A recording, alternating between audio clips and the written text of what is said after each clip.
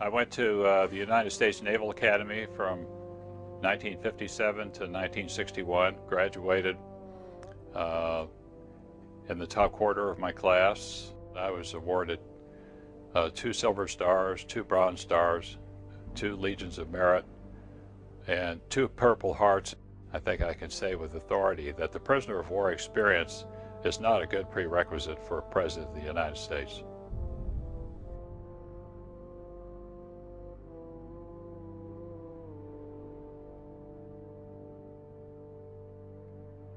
Hell, I'm 70 years old and I've lived through being a prisoner of war. I'm going to tell it like it is. Went to Vietnam in early 1965 for a combat cruise. Got shot down April the 20th of 1965 and was able to escape and evade after I was shot down at night for 4 days and nights, at which time I was captured and became prisoner of war. John McCain arrived in October of 1967, and so I was there 2.5 years before he was. The treatment changed in fall of 1969 when Ho Chi Minh died and a new group came into power who were pragmatists, and they stopped the nasty treatment for the most part.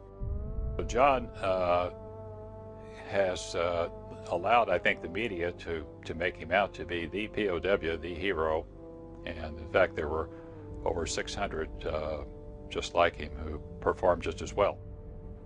The data show that the prisoner of war group are dying at an earlier age, and that we suffer lots of residual things that non-POW group really doesn't have to deal with, and it's imperative that we have someone who is healthy and can stand the rigors of that job.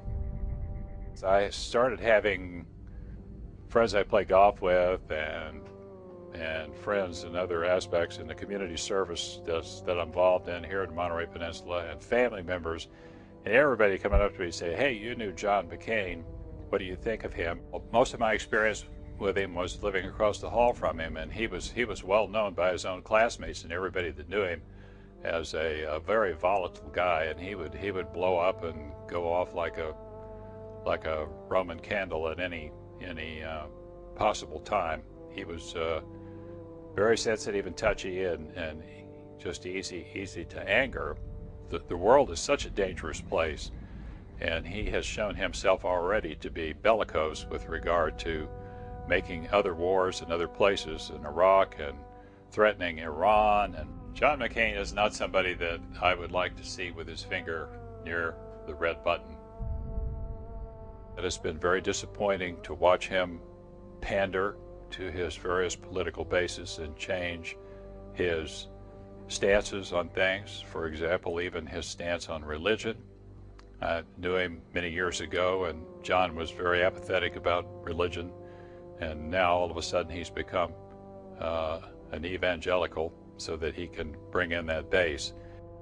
I'm very disappointed in that, because that's not the John McCain that I thought I knew at the Naval Academy, but obviously it's John McCain that exists today. John McCain's temperament makes it clear that he's not cut out to be President of the United States.